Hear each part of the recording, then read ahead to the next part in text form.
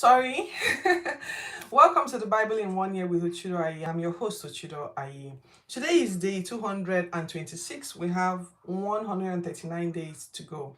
If you're joining me for the first time, welcome. This is the podcast where we look at the Bible from cover to cover. At the end of this year, we would have gone through the entire Bible. At the end of a year, we would have gone through the entire Bible. Um, the scriptures that we read, we leave in the description box so that you could follow us and read it as well. We follow a structured guide by following this daily Bible reading guide. In it, we look at an Old Testament scripture, like an Old Testament portion of scripture, a New Testament, a Psalm, and a Proverb. We're done with the Psalms and we are almost done with the Proverbs, but we're still going through portions of the Old Testament and the New Testament. So people say that's a lot, but I think it makes for it not to be boring, and then for us to have a balanced view. When you see something happen here, you see how it panned out, like what, 1,000 years later, that sort of thing. So it makes for great look. Thank you all for joining me. I retell the stories, I dramatize them when I feel up to it, and I try to do that in record time. Okay, so thank you. I've had people join me, and if you think there's anyone who's curious about the Bible, please subscribe to the channel, send this video to them, or pick one, anyone, they're all titled, one of them you want, and send to someone who you think you want to get to know more about the Bible. All right, so today we're looking at Nehemiah chapters 7 to 9. We're looking at Proverbs chapters 20. Sorry, yesterday was Proverbs 20. Okay, all right. Proverbs 21, verses 11 to 12. And 1 Corinthians 9, the whole of 1 Corinthians, okay? 9, verses 1 to 19. I'll try and do this in record time. All right, so Nehemiah, they finished the war yesterday. They had already started finding ways to leave because there were still few in Jerusalem. So more returnees were coming back. People now heard, hi, Kuma. So this is episode 226. No, you know what? You deserve a gift. I'm going to have to find a way to send you something. Really, for always tuning in. For always tuning in from India. And then when I come to India, I have to find you. I have to find it. I hope something brings me to India soon. Someone once invited me to Kenya, and I was like, I was in Dubai, and I met somebody who was from Kenya, and we got friendly. So she said, this is my address, and this is my number. Give me a call when you come to Kenya. I remember thinking that year, what on earth is going to take me to Kenya? Nothing is going to take me to Kenya. That year, 3-4 months later, I was in Kenya, and I searched for her number everywhere, and I couldn't find it. And I felt bad. So I don't know if something's gonna take me to India. Yeah, I know you're from India, yeah. So I don't know if something's gonna take me to India, but I hope it does. And if it does, I'll come look for you. I'll get your number, and hopefully we can meet, because you never know. Anyway, so we're looking at Nehemiah now, and a lot of people had started returning back to Jerusalem once they heard that the wall had been built. And this is because his anger had come down. And so now there was now a stirring. You speak Hindi? Oh, I see. There was now a stirring in the hearts of people that there was not this longing to go back to Jerusalem. So, but then you know that Nehemiah had started registering people, right? So everybody had to prove that they were from Jerusalem and not just ordinary people. Anyway, some groups returned and they could prove, some groups returned and they couldn't prove their lineage. 642 people, including some people called Delilah, Tobiah, Nekoda families. I don't think they could prove that they were really from Jerusalem. In fact, there was a priest called Barzillai who even took on the family name of his wife. Took on the family name of his wife. He wasn't probably from Jerusalem. Maybe he was from one of the countries, but he married into a Jewish family and then took on their name. So when the returnees were coming back, he came back like he was a priest, but they couldn't trace his ancestry, so he had to be paused. They didn't let him. I'm from Nigeria. Yeah, Nigeria.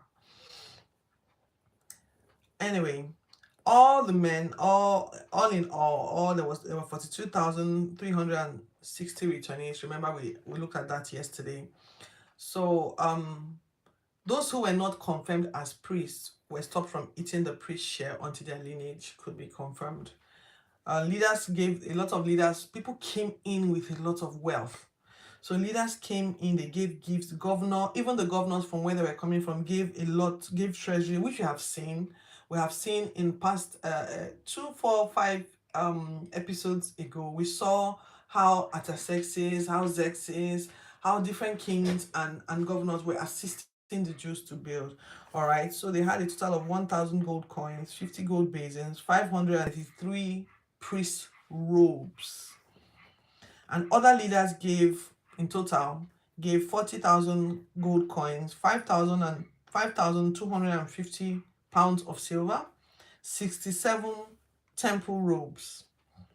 And then they all came back with that.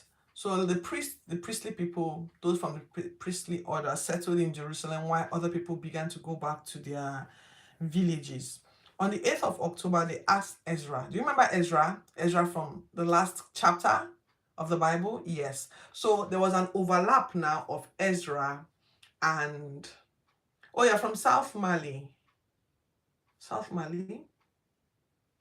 Okay. Ezra and Nehemiah, there was an overlap of their stories. So Ezra, was brought in as the scribe and the teacher to read the book of the law aloud from morning till noon. And as he read it, people stood all the way to the water gate. People stood and they were listening. And as he read it, people began to become emo. Thank you. I see Ethan. Thank you for joining me today. So people began to be emotional and they began to weep. So Ezra praised God and asked that they bow in worship. Basically, they didn't know anything about God, which is it's such an enigma to me. I just thought, anything Jewish, they will not only know God, they will love God, but they're just like ordinary people, with some of them not caring anything about God. Anyway, they didn't know God at all. So Ezra was teaching them how to love God, how to worship God, how to buy. He explained and urged them not to cry. He said, today is a sacred day. Now let's go celebrate. Let's eat, let's drink, and let's be joyful because you have heard and understood God's word. Ethan, footy in my house with Ethan. I wonder what that means. You're welcome, Ethan. Thank you for the hearts. I love them. Thank you for encouraging me. Please subscribe to my channel. Please like and share this with people who are curious about the Bible. Okay. Then they learned that there was something called the Passover and that they needed to spend time in booths outside their houses, in booths like in tents, during 7 days of Passover. So they prepared booths and then get olive branches just as prescribed. They built the booths on rooftops, courtyards, and the open square, and they celebrated like the days of Joshua. Remember when Joshua brought them out of Israelites, they were living in booths. So it felt like that time, It felt like that time. So they performed the 7-day Passover ritual and the 8th-day worship service. And on October 31, they came again fasting, ashen, confessing their sins for themselves and their ancestors, separating themselves from foreigners. So now, the Jews were taking stock of all who were originally Jews. So it was important that they knew who was a true Jew and who married a foreigner. In fact, if you remember, last week, about 5 to 6 episodes ago, many of them intermarried with specific nations that God had asked them not to marry from. And so there was like a massive divorce campaign. It took about 4 months for them to completely divorce people from those countries and then of course remarry among themselves. So they separated them from foreigners so that they could know and perform the rituals that every specific Jew needed to. They stood for 3 hours as the law was being read and another 3 hours as they confessed. And worshipped God. Some Levites cried and some people stood up and praised God. It was just generally mixed feelings, and stuff like that. They prayed. So this was a prayer, and I'm going to end the Old Testament with this prayer. Okay. It's a summary of the prayer. It's a long prayer, but this is the summary. Thank you for the hearts. Thank you. I'm loving it. Thank you. So, And if you know anything about the old Israelites, I don't know how they are to today, but I'm pretty sure they're not too far from this. They're very big on history. If they're gonna do anything, they start telling the history in a song. They make sure they capture everything in writing. They're very organized people. They're actually called people of the book. So this is the prayer. You alone are God, maker of the heavens. The angels worship you. You brought Abraham from the Ur of the Chaldeans and he made a covenant. So someone will stand and lead this worship. And as they are praying to God, they are reciting it like they're talking to him, reminding him who he is. And so because it's a summary here, I wish maybe I had so my Bible is open on another scripture. I don't want to leave that page. So let me just give you a summary. If not, I'll have stood here to demonstrate how I think it might have sounded with a very loud voice. Anyway, so he says, you brought Abraham from the Ur of the Chaldeans and you made a covenant with him to give him 6 nations. And you did. You did what you promised because you are true and you're faithful. You saw the issues going on in Egypt and how we were treated, and you displayed unforgettable wonders, dividing the sea, using fire and clouds to guide us. And of course, you took us all the way to Mount Sinai, where you gave us your commandments and then established the Sabbath and helped us know how to obey you. You gave us bread from heaven, waters from rock, and commanded us to take possession of the land. Proud and stubborn we were, we refused and forgot the miracles that you did for us. This is part of the prayer. We even tried to go back to Egypt, but you are forgiving and you are merciful and you are slow to anger and you are rich in love. So you didn't take it to heart for long. Even the calf that we built did not faze you. We did terrible things, terrible blasphemies. And for 40 years we lacked nothing. We lacked nothing. We didn't lack clothes and our feet didn't even swell. Thank you, Ethan. Thank you. I'm enjoying your contribution. So please, I'm going to leave the scriptures in the description box below. Please go read it. Okay, just start from here if you have not started, and start reading from here, and then follow us, and we'll be able to take it through. I'd love to have people join me on this journey. It's I don't want to be alone. I want us to argue and banter about what we think the scriptures meant. Anyway, that ends our Old Testament reading today. And this is what I took. One of the things I took away from the story was, God got angry with them when he told them, oh yeah, enter the land and take possession of the land. And they started making excuses. God saw their fear and excuse like a refusal to possess. Like God really takes it personal. So this is my second pet peeve that I think I've seen about God. God hates cowardly people. My God. God hates cowardly. He hates idol worship. That's the first thing. And he hates cowardice. He hates it. Every time people display cowardice, he kind of like shut down completely. So every time they refuse or made excuses, he looked away from that person. And someone can be this is my thought, so someone can be very, very bad. Someone could have done a lot of bad things, but once the person displays courage, God is willing to overlook their issues. I don't know, take it how you will. That's what I think. So it's important to be bold and courageous no matter what you are doing.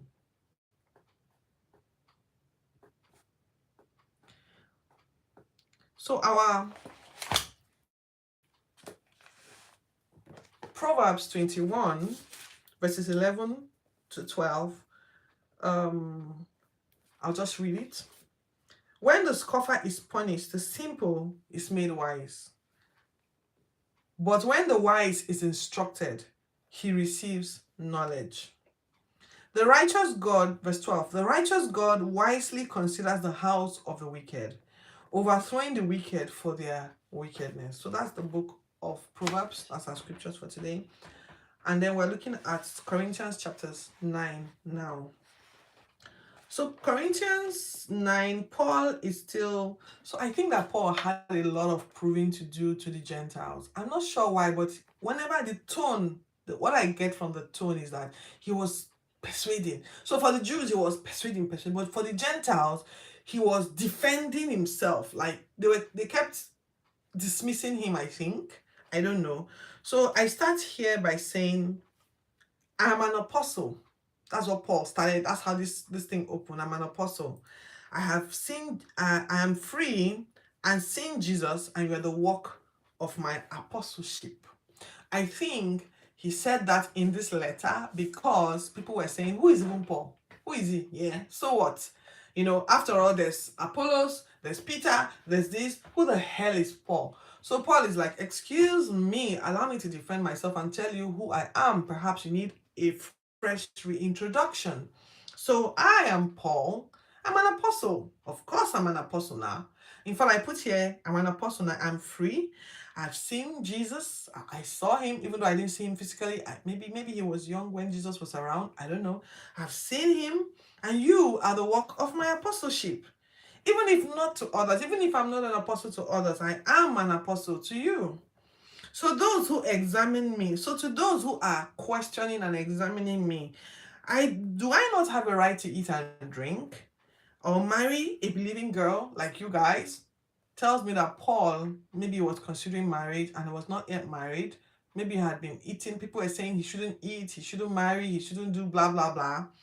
And Paul was like, do I not have a right to eat and drink and marry like you other guys, like all the other apostles, like Cephas and co? So Cephas is actually Peter. And then Cephas, the high priest, was also Cephas. So he's like, in the time of Jesus, so don't I have a right to marry? I have a right to marry. Or is it only Barnabas? Is it only Barnabas that should marry? I should not marry? I can imagine the squabbling going on behind, the bickering, the contention around Paul. And I should not work. Are you guys saying I shouldn't work? So only Barnabas is allowed to eat, to drink, to marry, to work. I am not allowed to do that? Really, guys?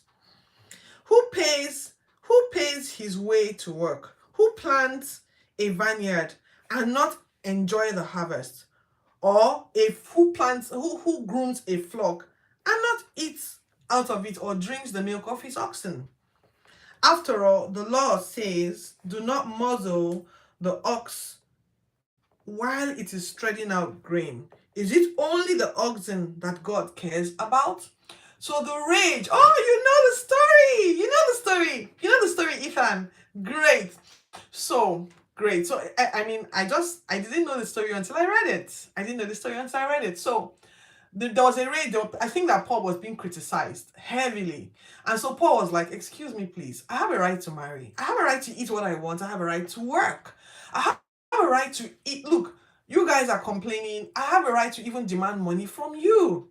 I have a right to demand money from you because who actually plows on a field and not enjoy the harvest? I am working day and night to build you guys up. At least I deserve even some material gifts from you. So that was what Paul's argument. That was Paul's argument. He was saying that if God cares about an oxen, like about cows, because there's a law, if you remember, way back in Exodus, God instructed them that whenever you have a cow who is plowing the field, Moses, in the laws of Moses, hi Ebuka. So in the laws of Moses, if Paul, if Moses had instructed that, do not stop, so they will put the... I'll soon finish, darling. I'm almost done, eh? Sorry, my toddler interrupted me. All right, so Paul was trying to say, so when they used to plow the field to plant, they would put the thing on the neck of the oxen, and then they would. So he was like, if you are harvesting and anything drops, don't say don't eat. Allow the oxen to eat while they work. Allow them to enjoy. Let the work not be laborious for them.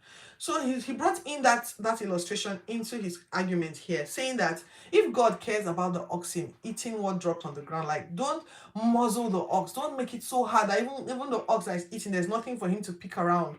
It's the same way when you have people that work for you and you stifle them, so stop. You make sure that they don't have any other way to enjoy the work that they do with you. Don't do that. So Paul is saying that, is it only God? Is it only those things that God cares about? Does he not care about me? Does he not care about the work that I do? Should I not enjoy? Yes, that's my son. So I'm going to round this up in 2 minutes so that I can go to him. Okay. So he says, it is written that we who thread in hope should also partake in that hope as well. We who work should also enjoy. Since we have sown spiritual things, should we not reap material things?